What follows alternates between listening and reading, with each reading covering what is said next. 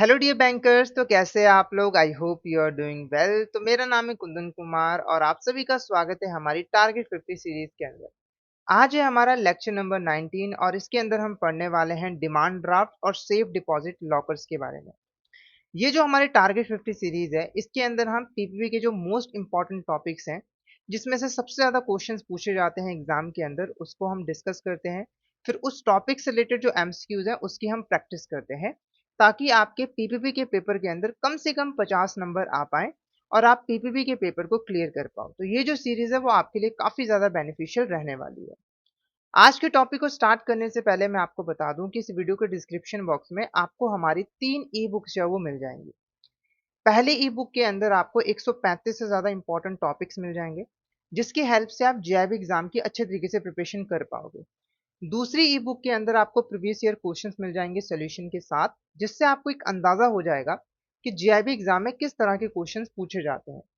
तीसरी ई बुक के अंदर आपको 1200 इंपॉर्टेंट एमसीक्यूज मिल जाएंगे प्रैक्टिस के लिए। ये जो ई बुक्स हैं ये फ्री ऑफ कॉस्ट है। अब बढ़ते हैं आज के टॉपिक की तरफ। आज का हमारा फर्स्ट टॉपिक है डिमांड ड्राफ्ट। ठीक है, तो देखो, डिमांड ड्राफ्ट एक फाइनेंशियल इंस्ट्रूमेंट होता है जिसको एक बैंक यहां पर इशू करती है। ठीक है, और इसका यूज किया जाता है मनी को ट्रांसफर करने के लिए। ओके, अब ये काम कैसे करता है इसको हम एक सिंपल सी एग्जांपल की हेल्प से समझेंगे। तो मान लीजिए एक यहां पर स्टूडेंट है जिसका नाम है रमन। ठीक है, और वो यहां पर दिल्ली में रहता है। रमन जो है एक यूनिवर्सिटी के अंदर पढ़ता है जो कि मुंबई में है। ओके, अब जो रमन है ना उसे अपनी यूनिवर्सिटी की फीस पे करनी है। मान लीजिए फीस है 10,000 रुपये। ठीक है, यानी कि जो रमन है उसको दिल्ली से 10,000 रुपये मुंबई भेजने हैं। ओके, तो जो रमन है वो पहुंचा अपने बैंक के पास। मान लीजिए रमन का जो अकाउंट है वो एबीसी बैंक में है। ठीक है, अभी जो एबीसी बैंक है इसकी जो ब्रांच दिल्ली में है उसका नाम है ए ब्रांच। ओके, तो जो रमन है वो ए बैंक ब्रांच के पास पहुंचा और उसको ये सारी बात बताई। तो जो ए ब्रांच थी ना, उसने यहां पर रमन से 10,000 रुपये ले लिए। ठीक है, और यहां पर रमन को एक डॉक्यूमेंट जो है वो इशू कर दिया। इस डॉक्यूमेंट के अंदर क्या था देखो, मुंबई के अंदर ना एबीसी बैंक की ही एक और ब्रांच थी जिसका नाम था बी। ओके, तो इस डॉक्यूमेंट के अंदर जो ए ब्रांच है उसने बी ब्रांच को एक रिटर्न ऑर्डर दिया कि आपने जो ये मुंबई की यूनिवर्सिटी है, मान लीजिए इसका नाम है XYZ यूनिवर्सिटी, उसको यहाँ पर 10,000 रुपये जो है वो पे करने हैं जब भी वो आपके सामने ये डॉक्यूमेंट प्रेजेंट करेगा। ठीक है, और ये जो डॉक्यूमेंट है वो यहाँ पर दे दिया रमन को। अब जो रमन है उसने ये डॉक्यूमेंट भेज दिया अपनी यूनिवर्सिटी को। ठीक है, और जो यूनिवर्सिटी है वो ये डॉक्यूमेंट लेकर पहुंची बी ब्रांच के पास और उसको प्रेजेंट किया, और बी ब्रांच ने 10,000 रुपये यूनिवर्सिटी को पे कर दिए। ठीक है, तो ये जो डॉक्यूमेंट यूज किया गया है मनी को ट्रांसफर करने के लिए, ये है आपका डिमांड ड्राफ्ट। ठीक है, अगर हम डेफिनेशन की बात करें ना, तो डिमांड ड्राफ्ट एक ऐसा रिटन डॉक्यूमेंट होता है या ऐसा फाइनेंशियल इंस्ट्रूमेंट होता है जिसके अंदर एक बैंक की जो ब्रांच है वो दूसरी ब्रांच को ऑर्डर देती है कि आप यहाँ पर इस डिमांड ड्राफ्ट के बेनिफिशियरी को पैसा पे करोगे, जो भी अमाउंट इसके अंदर मेंशन्ड है, जब भी वो आपके सामने डिमांड ड्राफ्ट लेकर आएगा। ठीक है, अब देखो, जो डिमांड ड्राफ्ट होता है ना वो एक नेगोशिएबल इंस्ट्रूमेंट होता है। नेगोशिएबल इंस्ट्रूमेंट का मतलब है कि आप इसे ट्रांसफर कर सकते हो। जैसे मान लीजिए कि जो रमन है ना, उसने डिमांड ड्राफ्ट दिया अपनी यूनिवर्सिटी को, XYZ यूनिवर्सिटी को। अब जो XYZ यूनिवर्सिटी है वो इस डिमांड ड्राफ्ट को किसी एबीसी नाम की कंपनी या फिर यूनिवर्सिटी को ट्रांसफर जो है वो कर सकती है, क्योंकि ये नेगोशिएबल इंस्ट्रूमेंट है। ठीक है, जो डिमांड ड्राफ्ट है ना उसको हमेशा एक बैंक ही इशू कर सकते हैं, ये आपको ध्यान में रखना है। आप किसी कंपनी से जाकर, किसी दुकान से जाकर डिमांड ड्राफ्ट परचेज नहीं कर सकते हो। ठीक है, उसके बाद जो डिमांड ड्राफ्ट है ना वो हमेशा डिमांड के ऊपर पेबल होता है, तभी तो इसका नाम डिमांड ड्राफ्ट है ना। यानी कि मान लीजिए कि ये पेई है ना, ये पेई है डिमांड ड्राफ्ट का, तो ये डिमांड ड्राफ्ट अगर ब्रांच के सामने प्रेजेंट करेगा तो ब्रांच को उसी समय जो है वो पेमेंट करनी होगी डिमांड के ऊपर। ठीक है, उसके बाद देखो, जो डिमांड ड्राफ्ट है ना उसके ऊपर हमेशा पेई का नाम जो है वो लिखा होना चाहिए। यानी कि जो डिमांड ड्राफ्ट है वो कभी भी बेयरर को पेबल नहीं हो सकता है। अगर मान लीजिए डिमांड ड्राफ्ट के ऊपर पेई का नाम नहीं लिखा है तो वो इनवैलिड है, वो वैलिड नहीं होगा। जो डिमांड ड्राफ्ट होता है वो 3 महीनों के लिए वैलिड होता है, जैसे एक चेक 3 महीनों के लिए वैलिड होता है, डिमांड ड्राफ्ट भी 3 महीनों के लिए वैलिड होता है, ठीक है। हालांकि 1 साल का टाइम पीरियड आपको मिलता है, उसके अंदर आप दोबारा से उसको रीवैलिडेट जो है वो करवा सकते हो, ठीक है। एक और पॉइंट मैं आपको बता दूं कि जो डिमांड ड्राफ्ट है ना वो प्रीपेड इंस्ट्रूमेंट होता है, यानी कि आप पैसा जो है वो पहले ही बैंक को दे देते हो, ठीक है। यानी कि यहाँ पर डिसऑनर होने का जो खतरा है वो नहीं होता है, ठीक है। अगर मान लीजिए आपको कोई डिमांड ड्राफ्ट मिला है, यानी कि आप यहाँ पर पेई हो, है ना, तो अगर आपको जो पेमेंट रिसीव हो रही है डिमांड ड्राफ्ट से वो 20,000 से ज्यादा है ना, तो आपको कैश में पेमेंट रिसीव नहीं हो सकती है, आपको अकाउंट में ही पैसा जो है मिलेगा। यानी कि अगर 20,000 से ज्यादा का डिमांड ड्राफ्ट इशू किया जाता है ना, तो वो डिमांड ड्राफ्ट अकाउंट पे ही होगा, यानी कि वो सिर्फ अकाउंट में ही पैसा भेज सकता है। उसके बाद अगर आप डिमांड ड्राफ्ट परचेज करना चाहते हो, तो अगर मान लीजिए आप 50,000 या फिर उससे ज्यादा अमाउंट का डिमांड ड्राफ्ट परचेज करना चाहते हो, तो आप कैश में परचेज नहीं कर सकते, है ना। आपको अकाउंट से पेमेंट करनी होगी या फिर इंटरनेट बैंकिंग के थ्रू पेमेंट करनी होगी, ठीक है, या फिर किसी और चैनल के थ्रू पेमेंट करनी होगी। आप कैश से डिमांड ड्राफ्ट को परचेज नहीं कर सकते। यानी कि अगर 50,000 से कम अमाउंट है तब आप कैश देकर डिमांड ड्राफ्ट परचेज कर सकते हो, अदरवाइज नहीं। उसके बाद जो डिमांड ड्राफ्ट है वो 3 महीने के लिए वैलिड होता है, ये तो मैंने आपको बता दिया है। उसके बाद इनवैलिड होने के बाद 3 महीने गुजरने के बाद 1 साल के अंदर अंदर में आप सिर्फ एक बार ही उसको रीवैलिडेट जो है वो करवा सकते हो, ठीक है। उसके बाद जो डिमांड ड्राफ्ट है वो किसी भी ब्रांच से क्लियर हो सकता है। नेक्स्ट हम बात करेंगे सेफ डिपॉजिट लॉकर्स की, है ना। देखो, सेफ डिपॉजिट लॉकर एक फैसिलिटी है जो कि एक बैंक अपने कस्टमर को देता है। इस फैसिलिटी के अंदर जो बैंक है वो अपने कस्टमर को एक लॉकर दे देता है ना। कस्टमर जो है उस लॉकर के अंदर अपने जो वैल्यूएबल आइटम्स हैं, डॉक्यूमेंट्स हैं, उसको स्टोर करके रख सकते हैं सेफ कस्टडी के अंदर, ठीक है। जब एक कस्टमर बैंक से लॉकर की फैसिलिटी लेता है, ठीक है, तो कस्टमर और बैंक के बीच में दो रिलेशनशिप स्टैब्लिश हो सकते हैं, या तो लेसर और लेसी का या फिर बेलर और बेली का। देखो, अगर आपने बैंक से सिर्फ लॉकर की फैसिलिटी ली है ना, मतलब बैंक ने आपको लॉकर दे दिया है और आप उसके अंदर क्या रख रहे हो क्या नहीं रख रहे हो उसके बारे में बैंक को कुछ भी नहीं पता है, तो लेसर और लेसी का रिलेशनशिप स्टैब्लिश होगा, क्योंकि यहाँ पर बैंक सिर्फ अपनी प्रॉपर्टी आपको यूज करने के लिए यहाँ पर दे रहा है लीज बेसिस के ऊपर, रेंट बेसिस के ऊपर। तो लेसर और लेसी, अगर मान लीजिए आपने कोई डॉक्यूमेंट बैंक के पास डिपॉजिट करवाया है सेफ कस्टडी के अंदर, यानी कि एक स्पेसिफिक पर्पस के लिए, तो वहां पर जो रिलेशनशिप स्टैब्लिश होगा वो बेलर और बेली का होगा, ठीक है। अब जो आपका सेफ डिपॉजिट वॉल्ट होता है ना, उसके ऊपर डुअल कंट्रोल होता है, यानी कि आपके वॉल्ट की एक चाबी आपके पास होती है, एक चाबी जो है बैंक के एम्प्लॉय के पास होती है, ठीक है।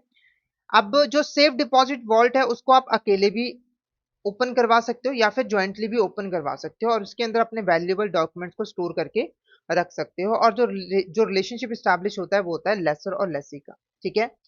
अब लॉकर को कैसे यहाँ पर हायर किया जाता है, तो देखो, सबसे पहले अगर कोई पर्सन लॉकर हायर करना चाहता है तो बैंक उस पर्सन की सबसे पहले केवाईसी करेगा, सीडीडी करेगा, उसके बाद ही उस पर्सन को लॉकर जो है वो अलॉट करेगा। अगर मान लीजिए कि कोई ऐसा कस्टमर है जो कि ऑलरेडी बैंक के पास कोई अकाउंट ओपन करवा चुका है और अपनी कंप्लीट केवाईसी करवा चुका है, तो उस केस में दोबारा से केवाईसी करने की जरूरत नहीं होती है। लॉकर की अलॉटमेंट कैसे होती है, तो देखो, हर बैंक को ब्रांच वाइज लॉकर की जो वेकेंट लिस्ट है वो अपने पास मेंटेन करके रखनी होती है, ठीक है, और वेटिंग लिस्ट भी मेंटेन करके रखनी होती है, और वेटिंग लिस्ट के अकॉर्डिंग ही बैंक यहाँ पर लॉकर अलॉट करता है, ठीक है। तो अलॉटमेंट ट्रांसपेरेंट तरीके से की जाती है। उसके बाद है मॉडल लॉकर एग्रीमेंट। तो यहाँ पर जो आईबीए का मॉडल एग्रीमेंट है जो कि सुप्रीम कोर्ट की डायरेक्शन के अकॉर्डिंग है, बैंक इस एग्रीमेंट को फॉलो करेगा लॉकर की फैसिलिटी प्रोवाइड करते वक्त, यानी कि टर्म एंड कंडीशन इसके अकॉर्डिंग ही डिसाइड की जाएगी, ठीक है। उसके बाद लॉकर रेंट की अगर हम बात करें तो देखो, जो लॉकर का रेंट है वो डिपेंड करता है लॉकर के साइज के ऊपर। अगर लॉकर का साइज बड़ा है तो रेंट भी ज्यादा होगा, लॉकर का साइज छोटा है तो रेंट भी कम होगा। और नॉर्मली जो रेंट है वो एडवांस में पे किया जाता है। अगर आप यहाँ पर रेंट नहीं पे करोगे तो बैंक आपके ऊपर पेनल्टी भी लगाएगा, और लास्ट कंडीशन के अंदर, लास्ट मतलब अगर कोई रास्ता नहीं बचा है तो वो बैंक आपके लॉकर को ओपन करके उसमें जो भी सामान पड़ा है उसको बेचकर अपना रेंट रिकवर कर सकता है। जब हम बैंक से लॉकर की फैसिलिटी लेते हैं तो बैंक जो है हमसे एक टर्म डिपॉजिट जो है वो करवाता है सिक्योरिटी के लिए, ठीक है। नॉर्मली 3 साल का जो रेंट है और जो लॉकर ब्रेकिंग चार्जेस है उसकी एफडी जो है वो करवाई जाती है बैंक के पास सिक्योरिटी के लिए। जैसे अगर 3 साल का जो रेंट है वो मान लीजिए 5 लाख रुपए है, ठीक है, और लॉकर ब्रेकिंग चार्जेस 1 लाख रुपए है, तो आपको बैंक के पास 6 लाख रुपए की एफडी जो है वो करवानी होगी, ठीक है। ऐसा इसलिए किया जाता है कि बाई चांस अगर आप रेंट पे ना करो तो बैंक इस एफडी से अपने रेंट को जो है वो रिकवर कर पाए। ठीक है, अब बात करेंगे नॉमिनेशन फैसिलिटी की। तो देखो, अगर आप लॉकर की फैसिलिटी लेते हो, है ना, तो वहां पर सक्सेसिव नॉमिनेशन की फैसिलिटी आपको मिलती है, यानी कि आप 4 लोगों को नॉमिनी बना सकते हो पर सक्सेसिव बेसिस पे। जैसे मान लीजिए कि यहाँ पर 4 लोग हैं, ए बी सी और डी। ठीक है, तो आप इन चारों को नॉमिनी अपॉइंट कर सकते हो पर सक्सेसिव बेसिस पे। जैसे पहले नॉमिनी ए है, ठीक है, अगर इसकी डेथ होगी तब यहाँ पर बी नॉमिनी बनेगा, बी की डेथ होगी तब सी यहाँ पर नॉमिनी बनेगा, सी की डेथ होगी तो डी यहाँ पर नॉमिनी बनेगा। ठीक है, यानी कि ये एक साथ जो है लॉकर के कंटेंट के ऊपर क्लेम जो है वो नहीं कर सकते हैं। ओके, सक्सेसिव बेसिस के ऊपर, मतलब जब तक ए जिंदा रहेगा वही यहाँ पर नॉमिनी रहेगा, इनका कोई भी रोल जो है वो नहीं रहेगा। ये तो हमने सिर्फ इसलिए डाले हैं कि बाई चांस अगर इसकी डेथ हो जाए तो भाई हमें कोई दिक्कत ना आए, जो बी है उसको यहाँ पर जो लॉकर का कंटेंट है वो यहाँ पर मिल जाए आसानी से। ठीक है, अगर आप ज्वाइंटली लॉकर की फैसिलिटी लेते हो तो आपको ज्वाइंटली यहाँ पर किसी भी पर्सन को नॉमिनेट करना होता है एज अ नॉमिनी। ठीक है, माइनर जो है वो नॉमिनी बन सकता है ना, पर अगर मान लीजिए कि माइनर के मेजर बनने से पहले ही जो जो कस्टमर है जिसने यहाँ पर लॉकर की फैसिलिटी ली है उसकी डेथ हो जाती है, तो जो लॉकर का कंटेंट है वो माइनर को नहीं मिलता है बल्कि एक ऐसे पर्सन को मिलता है जो कि लॉफुली माइनर के बिहाफ पर एक्ट करने के लिए रिस्पॉन्सिबल है, जैसे कि उसके गार्डियन। ठीक है, नॉमिनेशन के अंदर हम चेंजेस वगैरह कर सकते हैं, नॉमिनेशन को कैंसिल भी कर सकते हैं। उसके बाद बात करेंगे closer and discharge of locker item, है ना, मतलब कि लॉकर में जो आइटम्स है उसका डिस्चार्ज किस किस सिचुएशन के अंदर हो सकता है। सबसे पहले अगर कस्टमर बैंक से रिक्वेस्ट कर रहा है कि बस अब मुझे लॉकर की फैसिलिटी नहीं चाहिए, लॉकर के अंदर जो भी सामान पड़ा हुआ है वो मुझे वापस कर दीजिए, तब यहाँ पर लॉकर आइटम को डिस्चार्ज कर दिया जाएगा। उसके बाद मान लीजिए कोई लॉ एनफोर्समेंट अथॉरिटी है, उसने बैंक को ऑर्डर दिया है कि भाई इस पर्सन के लॉकर को फ्रीज कर दीजिए और उसमें जो भी सामान पड़ा है उसको बाहर निकालिए, हम उसको देखना चाहते हैं। ठीक है, तो बैंक इस सिचुएशन के अंदर भी लॉकर आइटम को डिस्चार्ज कर सकता है। ठीक है, उसके बाद अगर मान लीजिए कि जो कस्टमर है वो लॉकर का जो रेंट है वो पे नहीं करता है लगातार 3 सालों तक। ठीक है, तो बैंक यहाँ पर नोटिस देने के बाद लॉकर को ओपन कर सकता है, उसमें पड़े सामान को बेचकर अपना रेंट रिकवर कर सकता है। अगर मान लीजिए कि एक कस्टमर है ना, उसने लॉकर की फैसिलिटी ली है और वो उसको लगातार ऑपरेट ही नहीं कर रहा है, लगातार 7 साल हो चुके हैं और लॉकर को ऑपरेट ही नहीं किया गया है कस्टमर के द्वारा। ठीक है, और जो लॉकर हायरर है उसे हम ट्रेस भी नहीं कर पा रहे हैं, तो उस केस में भी लॉकर कंटेंट को डिस्चार्ज किया जा सकता है, यानी कि जो बैंक है वो लॉकर को ओपन कर सकता है जबरदस्ती और उसमें पड़े कंटेंट को डिस्चार्ज कर सकता है, चाहे यहाँ पर रेंट भी पे हो रहा हो तब भी यहाँ पर जो है लॉकर को ओपन कर दिया जाएगा। अब बात करेंगे लायबिलिटी ऑफ बैंक। तो बैंक की क्या लायबिलिटी होगी, सबसे पहले तो लायबिलिटी को डिसाइड करने के लिए बोर्ड ऑफ डायरेक्टर एक पॉलिसी यहाँ पे जो है वो बनाएंगे। ठीक है, उसके बाद अगर मान लीजिए कि यहाँ पर लॉकर है ना, लॉकर में आपने कोई सामान रखा और नेचुरल क्लाइमेटी या फिर एक्ट ऑफ गॉड की वजह से आपका नुकसान हो गया, तो उसके लिए बैंक रिस्पॉन्सिबल नहीं होता है। पर अगर बैंक की गलती है, बैंक की नेग्लिजेंस है, उसकी वजह से कोई थेफ्ट या फिर रॉबरी हो जाती है, जैसे मान लीजिए कि जो अलार्म सिस्टम था बैंक का वो खराब था, बैंक ये जानता था पर उसने उसको ठीक नहीं करवाया, उसकी वजह से चोरी हो गई, तो वहां पर बैंक यहाँ पर रिस्पॉन्सिबल होगा, है ना। पर यहाँ पे जो लाइबिलिटी है वो फिक्स कर दी गई है कि जो यहाँ पर रेंट है लॉकर का, जैसे रेंट है लॉकर का 1,000 रुपये, ठीक है, इसका 100 टाइम्स मैक्सिमम बैंक की लाइबिलिटी हो सकती है, यानी कि इसका 100 टाइम्स मैक्सिमम कंपनसेशन एक बैंक अपने कस्टमर को पे कर सकती है। इस केस के अंदर मैक्सिमम कंपनसेशन कितना होगा, 1,00,000 रुपए। ठीक है, तो यहाँ पर हमने डिमांड ड्राफ्ट के बारे में भी पढ़ लिया और सेफ डिपॉजिट लॉकर के बारे में भी पढ़ लिया। अब हम एक समरी डिस्कस करेंगे। तो डिमांड ड्राफ्ट एक प्रीपेड फाइनेंशियल इंस्ट्रूमेंट होता है और ये हमेशा पेई को पेबल होता है। ठीक है, पेई का नाम लिखा होना चाहिए और अगर पेमेंट 20,000 से ज़्यादा है तो जो पेमेंट है वो अकाउंट में रिसीव होगी। 3 महीनों के लिए वैलिड होता है, 1 साल में आप एक बार इसको रीवैलिडेट करवा सकते हो और सेम बैंक के किसी भी ब्रांच में क्लियर किया जा सकता है। ठीक है, और उसके बाद सेफ डिपॉजिट लॉकर की बात करें तो एक ऐसी फैसिलिटी जिसके अंदर आप अपने वैल्यूएबल्स डॉक्यूमेंट सेफली लॉकर के अंदर स्टोर करके रख सकते हो। जो रिलेशनशिप होगा वो लेसर और लेसी का होगा और कुछ कंडीशन के अंदर बेलर और बेली का भी हो सकता है। जो एग्रीमेंट होगा वो आईबीए मॉडल एग्रीमेंट के अकॉर्डिंग किया जाएगा। रेंट एडवांस में पे किया जाएगा साइज के बेस पर। ठीक है, और 3 साल का रेंट प्लस जो लॉकर ब्रेकिंग चार्जेस है ना, उस अमाउंट के equal term deposit as a security bank accept करेगा, है ना। उसके बाद लॉकर की फैसिलिटी प्रोवाइड करेगा। नॉमिनेशन 4 पर्सन को आप सक्सेसिव बेसिस के ऊपर नॉमिनी बना सकते हो और डिस्चार्ज की बात करें तो कस्टमर की रिक्वेस्ट के ऊपर लीगल ऑर्डर को फॉलो करते हुए नॉन पेमेंट और इनऑपरेटिव, ये 4 कंडीशंस हैं जहां पर लॉकर में पड़े आइटम्स को डिस्चार्ज किया जा सकता है। बैंक की जो लायबिलिटी है वो बोर्ड ऑफ डायरेक्टर की जो पॉलिसी है वो डिटरमाइन करते हैं। और अगर बैंक की नेग्लिजेंस है तो भाई जो लायबिलिटी है वो मैक्सिमम फिक्स की गई है रेंट का 100 टाइम्स। ओके, अब इससे रिलेटेड जो क्वेश्चन हैं उसको हम डिस्कस कर लेते हैं। फर्स्ट क्वेश्चन देखो, which of the following statement is are incorrect regarding the demand draft? कौन सी स्टेटमेंट जो है वो डिमांड ड्राफ्ट के रिगार्डिंग इनकरेक्ट है? पहले देखो, it is a non negotiable instrument, गलत है क्योंकि ये एक नेगोशिएबल इंस्ट्रूमेंट है, ठीक है। उसके बाद it can be payable to the bearer allowed by the RBI act 1934, ये गलत है क्योंकि डिमांड ड्राफ्ट की पेमेंट कभी भी बेयरर को नहीं हो सकती है, हमेशा उसके ऊपर पे का नाम जो है वो लिखा होना चाहिए और ये 3 महीनों के लिए वैलिड होता है, तो ये स्टेटमेंट बिल्कुल करेक्ट है। तो कौन सी दो स्टेटमेंट्स इनकरेक्ट हैं? तो पहली और दूसरी, तो ऑप्शन ए आपका करेक्ट आंसर जो है वो रहेगा। नेक्स्ट क्वेश्चन की अगर हम बात करें तो विच of the following statement is not correct regarding the safe deposit locker? तो सेफ डिपॉजिट लॉकर्स के रिगार्डिंग कौन सी स्टेटमेंट करेक्ट नहीं है? पहला देखो, जो लीगल रिलेशनशिप होता है बैंक और कस्टमर के बीच में, है ना, वो लेसर और लेसी या फिर बेलर और बेली का होता है, तो ये बिल्कुल यहाँ पर करेक्ट है। उसके बाद कंप्लीट कस्टमर ड्यू डिलिजेंस करनी जरूरी है before the allotment of locker, ठीक है। और अगर मान लीजिए कि कोई कस्टमर है उसने ऑलरेडी फुली केवाईसी करवाई हुई है बैंक के पास अकाउंट ओपनिंग के वक्त या कोई और सर्विस लेते वक्त, तो वहां पर लॉकर की फैसिलिटी देने से पहले केवाईसी दोबारा से की जाएगी, रिपीट की जाएगी, तो ये गलत है क्योंकि देखो अगर पहले से ही केवाईसी हुई हुई है तो वहां पर दोबारा से केवाईसी करने की जरूरत नहीं होती है। उसके बाद जो ब्रांचेस हैं वो ब्रांच वाइज वेकेंट लोकर की लिस्ट अपने पास मेंटेन करके रखेगी और वेटिंग लिस्ट भी मेंटेन करके रखेगी ताकि ट्रांसपेरेंट तरीके से अलॉटमेंट हो सके, तो ये स्टेटमेंट बिल्कुल करेक्ट है। और जो एग्रीमेंट यूज किया जाएगा, है ना, वो होगा इंडियन बैंक एसोसिएशन का जो मॉडल एग्रीमेंट है उसके अकॉर्डिंग, ठीक है। यानी कि उस मॉडल एग्रीमेंट के according he term and condition जो है वो डिसाइड की जाएंगी एग्रीमेंट की, जो किया गया है बैंक और लॉकर हायरार्की के बीच में। तो ये भी स्टेटमेंट बिल्कुल करेक्ट है। तो कौन सी स्टेटमेंट इनकरेक्ट है? तो ऑप्शन बी आपका करेक्ट आंसर रहेगा। उसके बाद नेक्स्ट क्वेश्चन देखो, in the event of loss of locker content due to fire, theft, burglary, dacoity resulting from the bank negligence और shortcoming in the security, what is the maximum extent of bank's liability to the locker hirer? तो देखो, अगर bank की negligence की वजह से कोई भी चोरी हो जाती है या फिर आग लग जाती है ना, तो और कस्टमर का लॉस हो जाता है ना, तो बैंक की लायबिलिटी मैक्सिमम कितनी होगी? यानी कि बैंक इस केस में लॉकर हायरर को कितना कंपनसेशन मैक्सिमम पे करेगा? पहला देखो, बैंक यहाँ पर लाइबल ही नहीं है, ठीक है, क्योंकि उसे कंटेंट के बारे में पता ही नहीं है कि लॉकर के अंदर क्या पड़ा हुआ है।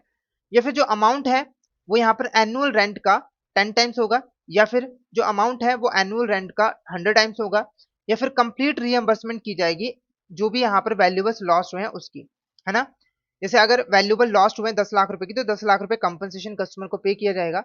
तो करेक्ट आंसर करेगा option C is the correct answer, ठीक है। तो जो भी यहाँ पर सेफ डिपॉजिट लॉकर का रेंट है ना, एनुअल रेंट है उसका 100 टाइम्स, है ना, इसके ऊपर मैक्सिमम कंपनसेशन जो है वो पे किया जाएगा। ध्यान रखना है, मैं एनुअल रेंट की बात कर रहा हूँ। तो यहाँ पर आज का जो हमारा टॉपिक है वो कंप्लीट होता है। आई होप ये टॉपिक आपको अच्छे तरीके से क्लियर जो है वो हो गया होगा। अगर आप जेईई एग्जाम की प्रिपरेशन अच्छे तरीके से करना चाहते हो तो आप हमारे कोर्स में एनरोल कर सकते हो। हमारे कोर्स में एनरोल करने के लिए आपको हमारी वेबसाइट के ऊपर जो है वो जाना होगा, ठीक है। वहां पर आपको कोर्सेज वाले सेक्शन में जेईई कोर्सेज के ऊपर क्लिक करना होगा। जैसे आप क्लिक करोगे आपको हमारे सारे के सारे जेईई कोर्सेज जो है वो दिखने लग जाएंगे, ठीक है। जैसे कि अगर आप लाइव क्लासेस के थ्रू प्रिपरेशन करना चाहते हो तो आप हमारे लाइव क्रैश कोर्स बैच 2 में एनरोल कर सकते हो, जहां पर 60 लाइव क्लासेस के थ्रू आपको चारों पेपर्स की प्रिपरेशन करवाई जाती है। लाइव क्लासेस के साथ साथ आपको concept notes, soul previous year question, chapter wise mock test and full length mock test भी मिल जाते हैं, ठीक है। अगर आप प्रैक्टिस करना चाहते हो इसे तो आप हमारे टेस्ट सीरीज में एनरोल कर सकते हो, जहां पर आपको solve previous year question, full length mock test and chapter wise mock test जो है वो मिल जाते हैं, ठीक है। इसके अलावा अगर आप डिटेल में प्रिपरेशन करना चाहते हो अच्छे तरीके से, है ना, फुली डिटेल्ड में, तो आप हमारे मास्टर कोर्स में एनरोल कर सकते हो, जहां पर आपको चारों पेपर्स के concept classes, live classes, concept notes, soul previous year question, chapter wise mock test and full length mock test मिल जाते हैं, ठीक है। अगर आप किसी इंडिविजुअल सब्जेक्ट की प्रिपरेशन करना चाहते हो जैसे कि आईएफएस पीपीबी, तो हमारे पास इंडिविजुअल सब्जेक्ट का मास्टर कोर्स भी अवेलेबल है। जैसे कि आईएफएस के मास्टर कोर्स के अंदर आपको आईएफएस की concept classes, live classes, concept notes, soul previous year question, chapter wise mock test and full length mock test मिल जाते हैं। ऐसे ही हमारे पास पीपीबी का मास्टर कोर्स भी अवेलेबल है, एएफएम का भी है, और आरबीडब्ल्यूएम का भी है, ठीक है। अगर आप देखना चाहते हो कि मास्टर कोर्स का कंटेंट कैसा है, डेमो लेना चाहते हो, तो आप हमारे 2 डे डेमो मास्टर कोर्स में एनरोल कर सकते हो। यहाँ पर आपको चारों पेपर्स के concept classes, concept notes, solve previous question, chapter wise mock test and full length mock test जो है वो मिल जाता है, ठीक है। तो आज का जो हमारा टॉपिक है वो यहाँ पर कंप्लीट होता है। आई होप आज का टॉपिक आपको अच्छे तरीके से क्लियर हो गया होगा। अगर आपको कोई भी डाउट आता है तो आप पूछ सकते हो, और अगर आप कोई फीडबैक प्रोवाइड करना चाहते हो तो आप कमेंट बॉक्स में मैसेज जो है वो कर सकते हो, ठीक है। तो आज का सेशन हम यहीं पे ओवर करते हैं। अगर आज का सेशन आपको अच्छा लगा हो तो सेशन को लाइक कर देना, शेयर कर देना और हमारे चैनल को सब्सक्राइब कर लेना। Thank you so much everyone.